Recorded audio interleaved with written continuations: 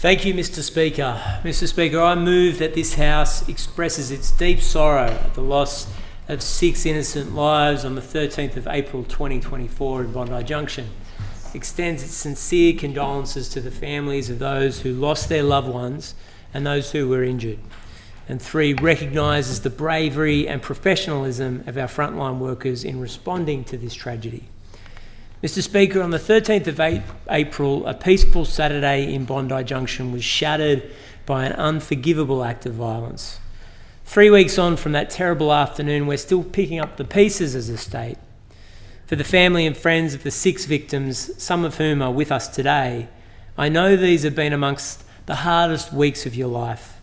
Nothing could prepare you for something so painful, so shocking, and so public.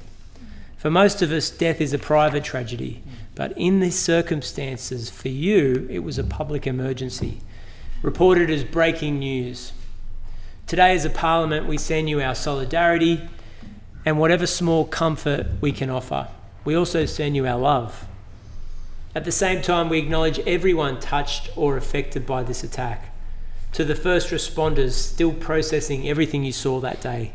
To the injured, still recovering in body, certainly in mind. To other survivors, still living with terrible moments and terrible memories. And to everyone else, mourning the dead, feeling real grief.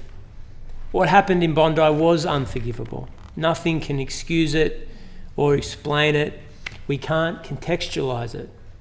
It was an attack at the end of the day on innocent people, on life as it was being lived.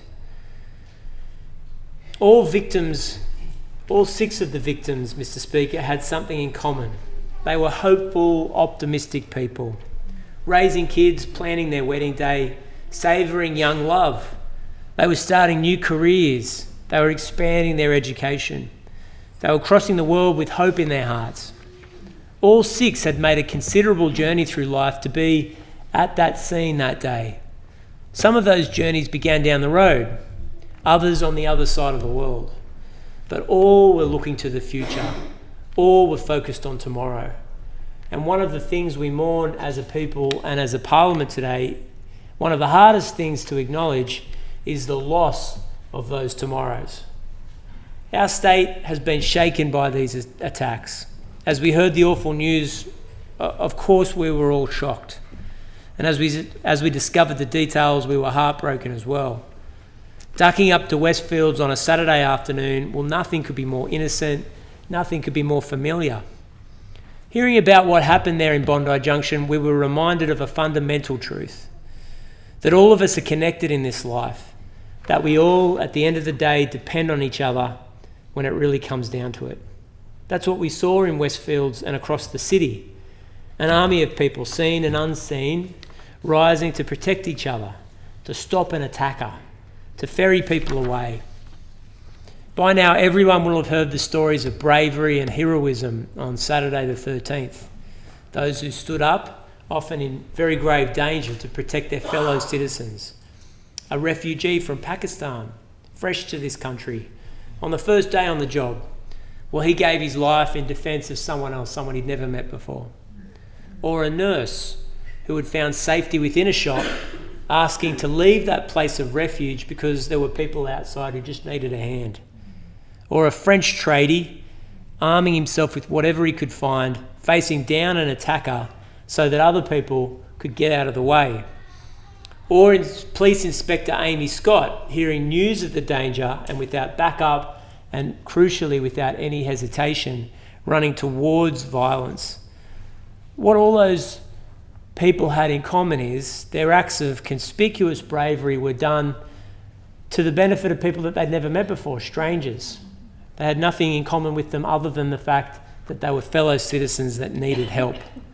It's also important to acknowledge today that we ask a lot of our police. In volatile situations, we send them in as law enforcers, as peacekeepers, sometimes as social workers, but always on the front line. And it's important to acknowledge that it's a complex job in very difficult circumstances, and split-second decisions need to be made almost every single day. And when Police Inspector Scott was called on, she did her duty. in the best traditions of the New South Wales Police Force. She was calm, she was decisive, and as a result, she saved lives.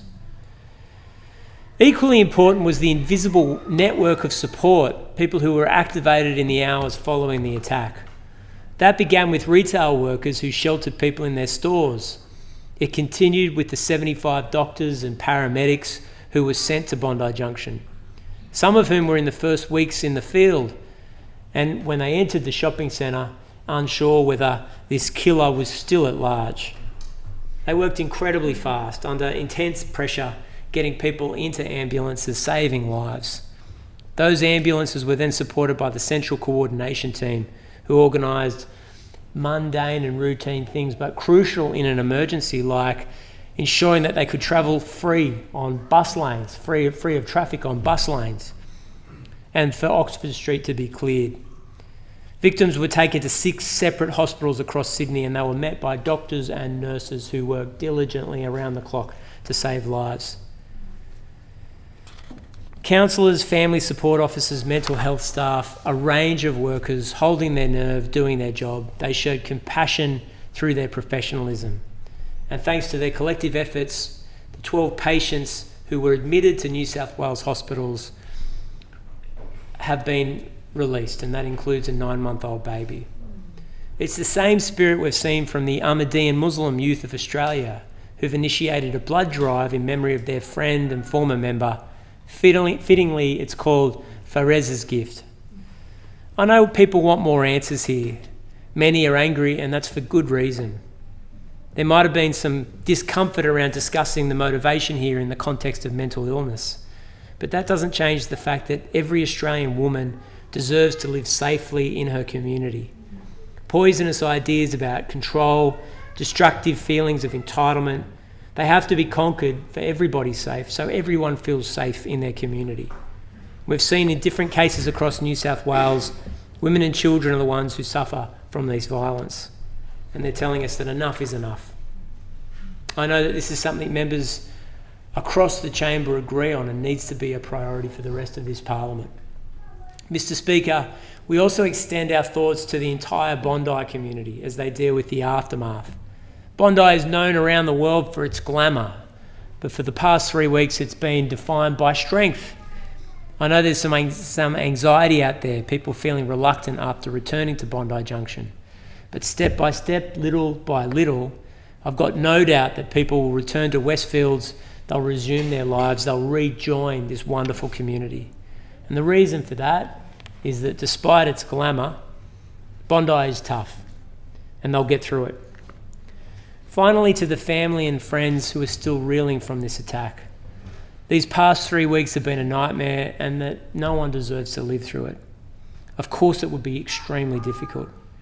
From a period of shock to a deep sense of loss, and now it must seem a long and empty road to grief. But please know, there are people here who are there for you, who will walk that road with you for as long as you need. And our Parliament stands with you as you approach this journey. Grief is a terrible emotion, but it doesn't have to be a lonely one. And the people of New South Wales are with the families of the 6 innocent people who lost their lives. The people of New South Wales stand with you, and always remember, you are never alone.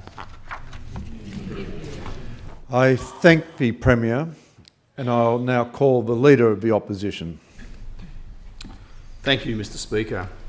I join the Premier in offering the Opposition's deepest condolences and expressing our heartfelt sympathy to the victims and their families of the Bondi Junction tragedy, as they and we as a city and state grieve the loss of 6 bright and innocent souls. It could have easily been any of us currently here in the chamber on the 13th of April, shopping or working in the local mall on an ordinary Saturday afternoon in perfect Sydney autumn weather. Among the victims was a mother and grandmother, a recent graduate embarking on her career, an established professional, and one who'd migrated here in pursuit of a better life. They were individually going about their business, but collectively had their futures stolen by a senseless act of violence. The victims represented a cross-section of Sydney community from those who'd had their whole lives ahead of them.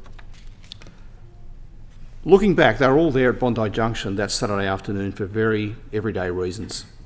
In one case, covering a colleague's shift, in another, shopping for a new water bottle. But in the space of a few hours, their time among us was drawn to a close, and their future successes and their contributions extinguished. The Bondi Junction tragedy has left behind fiancés, siblings, parents, children and grandchildren. 6 families, 2 of them international, will now have to navigate the months and years and decades ahead without one of their family members present. We all see part of ourselves and our own life story in the stories of the victims, reflected by the amassed floral tributes that grew through the week as our fellow citizens visited to pay their respects. We extend our best wishes to the 12 people initially hospitalised with injuries, and we hope that they're all on the road to a speedy and full recovery. We acknowledge the dedication of our clinicians, our nurses and other health staff who've been and continue to be by their side throughout the recovery journey.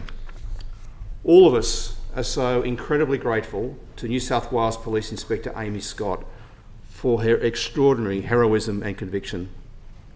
Her decisive action undoubtedly saved lives. And a huge thanks too to the emergency services and first responders, the police, the paramedics, the ambulance personnel who headed straight away into the relatively unknown. We owe them a great debt of gratitude. And we thank the bystanders and ordinary people who confronted the attacker, particularly Damien Garreau and Mohammed Taha, who've both been granted permanent residency in recognition of their bravery. A city that's faced tragedy knows the power of solidarity, the resilience of the human spirit, and the enduring strength of community. 10 years on from the Martin Place siege, the fabric of Sydney was once again tested. And as a community, we've come together not just to mourn, but to denounce violence and to support each other. The candlelight vigil at Bondi Beach was a deeply moving service to the lives and memories of the victims. It accompanied other vigils and services held throughout the week and gave us an opportunity for all citizens to gather, to reflect, and to find and to provide support. We're now approaching 1 month since the tragedy. The families and friends of the murdered, as well as the injured, the first responders, the witnesses to the atrocity, they'll all need our ongoing support. There'll be trauma in the wider community too for quite some time, and I urge everyone impacted by the event, directly, indirectly, or from afar, to engage with mental health support services available through organisations like the New South Wales Mental Health Line, Lifeline, Beyond Blue and Kids Helpline. The Bondi Junction tragedy is a reminder of the fragility of life and how a completely unexpected event can change lives in just an instant. All of us should count our blessings, resolve our differences and hug our loved ones. Echoing your statement today, Mr Speaker, it's been a challenging month for New South Wales. We've seen senseless violence and deaths that just can't be comprehended. There's been great loss among families in our state. So I join with the Premier and the Government in extending the Opposition's condolences and prayers to the families, the friends and the colleagues of the victims who lost their lives at Bondi Junction.